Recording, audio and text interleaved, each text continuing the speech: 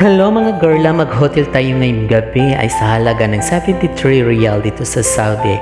Ito po ang hotel ngayon, Eight-Man Hotel.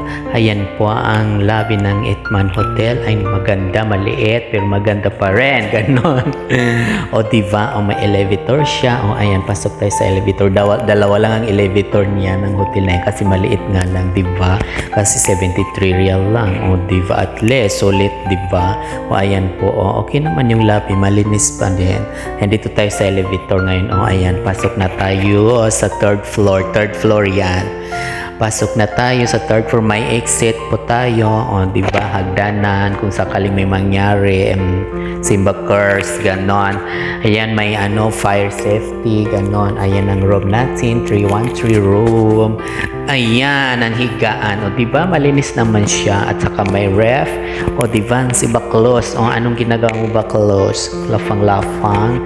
Ayan, o diba. O may TV. Hindi naman gumagana yung TV, charot.